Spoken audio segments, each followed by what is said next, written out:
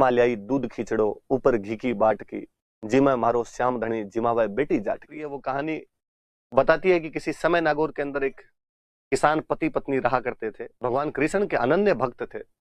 एक बार किसी कारणवश उन दोनों पति पत्नी को बाहर जाना पड़ रहा था, 10-12 दिन के लिए बाहर जाना पड़ रहा था। तो अपनी बच्ची जो कि 10-12 साल की थी उसको कहा कि तुम घर को संभालना, ठीक है, पर पहले सुबह उठते ही भगवान कृष्ण को भोग लगाना, भगवान कृष्ण को भोग लगाए बिना तुम खाना मत खाना।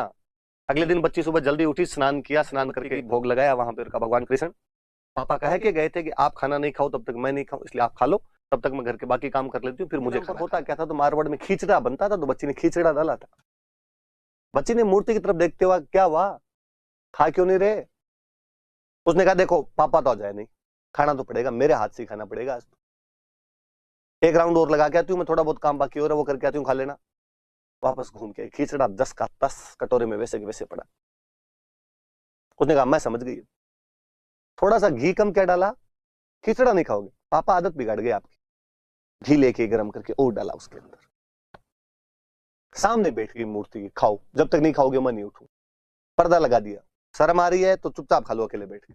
थोड़ी थोड़ी देर में पर्दा उठा उठा के देखे, 4 बज गए दोपहर के, बच्ची की आंतड़ियां खुलबुला गई। भगवान कृष्ण ने देखा कि बच्ची मर जाएगी आज। इस बार जब उसने पर्दा उठाकर देखा तो खींचड़ा गायब था। भगवान कृष्ण जीम गए।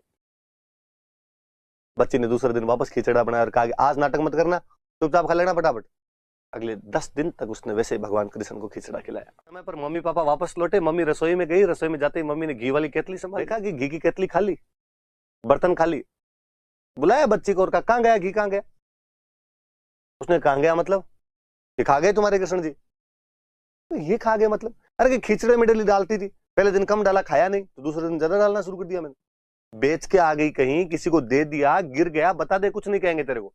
तूने सच्ची सच्ची कह रही हो, इन्होंने खाया है, मैं कल खिला के दिखा दूंगी आपको। दूसरे दिन बच्ची ने पिता और माता को वहां पर खड़ा करके भगवान कृष्ण के सामने खिचड़ा रखा और कहा कि भगवान कृष्ण आज लाज रखना। क्या देखते हैं कि उनकी आंखों के सामने खिचड़ा खाली हो जाता है। पिता ने अपनी बच्ची को दंडवत प्रणाम किया। पिता ने कहा 40 साल बीत गए सांवरिये की पूजा करते करते, आज दिन तक इसने इस प्रकार का चमत्कार मुझे नहीं दिखाया। तूने 9-10 दिन में सा क्या किया है कि डेली तेरे हाथ का बना हुआ खिचड़ा खा लिया करते थे?